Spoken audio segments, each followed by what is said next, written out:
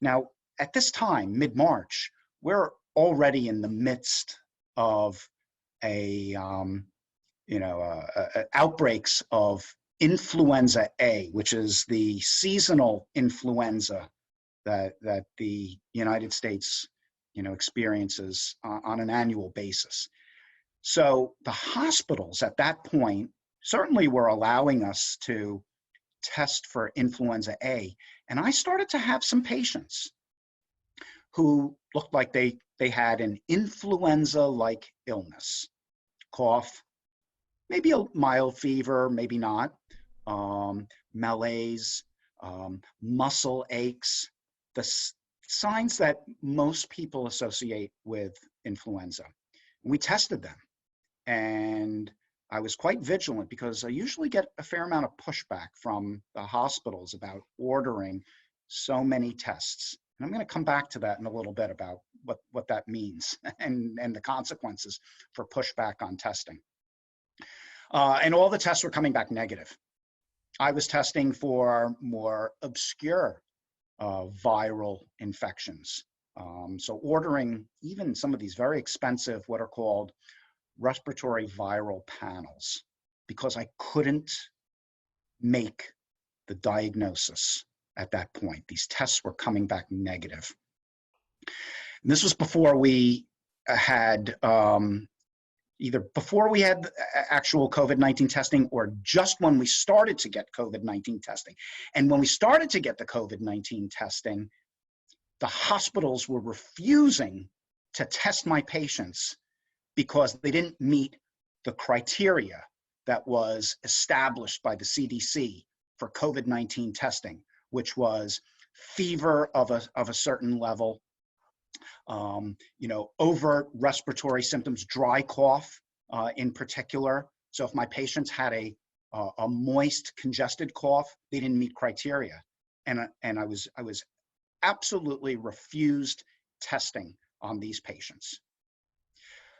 Well, that would prove to be the most consequential failure of our public health system.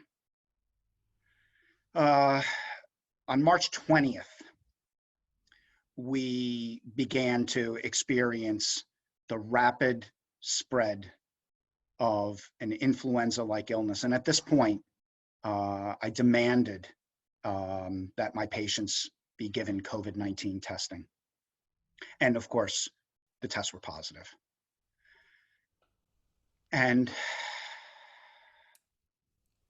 over the next 30 days, 30 of my patients have since perished.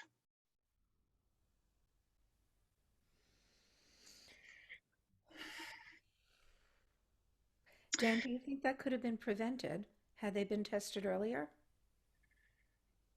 It could have been prevented, looking back on all this. And we were performing infection control practices that were 10 days, possibly even 2 weeks ahead of whatever guidance we ultimately received from the Centers for Disease Control and the Department of Public Health. The guidance that we put in, that I put into my nursing facilities, was 2 weeks in advance. It was 2 weeks later that the CDC then said, oh, you should screen anyone who's been on an airplane. I mean, I was doing that 2 weeks before. Basically, the guidance from the regulatory bodies, again, our public health institutions, was too little, too late.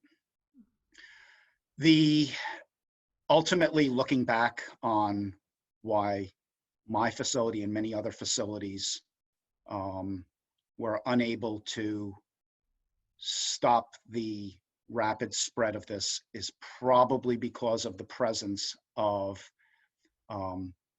symptoms in patients that deviated from what we were being told early on.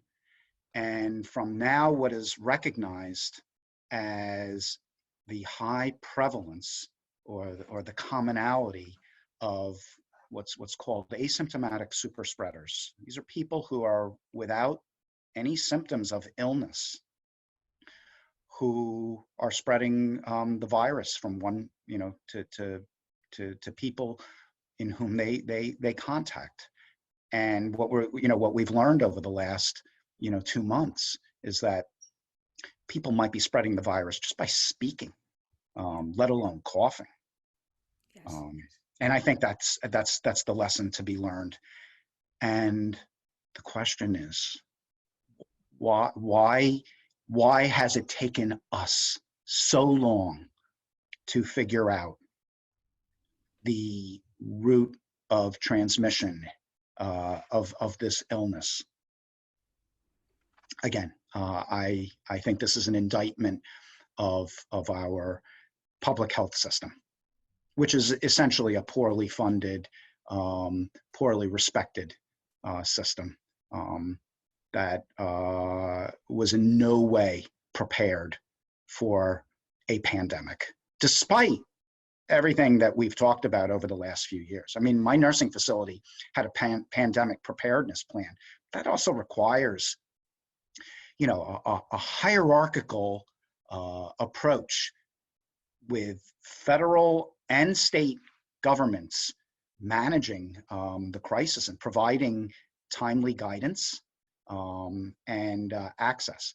I haven't even talked about the fact that my nursing staff at one point several weeks ago were basically using garbage bags for their personal protective equipment. I myself was reusing my N95 mask probably for about 6 weeks until I got a replacement. And that's where I am today. My nursing facility is at 50% capacity. Now, one thing we did, which was probably the smartest thing we did, was, so let's go back to what I discussed earlier about some of my work, which is short-term rehabilitation. These are patients who are electively in the nursing facility for a short period of time following a hospitalization. Beginning in early March, I recommended to my facility that we not take any new patients and that we discharge all of our short-term patients and leave one of our physical nursing units free of patients. So it could remain a clean, COVID-free nursing unit. So patients who electively came to the nursing facility, would not then be subsequently at risk for COVID infection should a COVID infection descend upon the facility, which in fact it did. So the people we lost were all of my long-term patients, my patients who had lived in the nursing facility for many years. One of my patients had lived there for 12 years, suffering from advanced dementia, but this was not her time otherwise to go. She was otherwise in very stable medical condition, but she became infected with COVID and perished.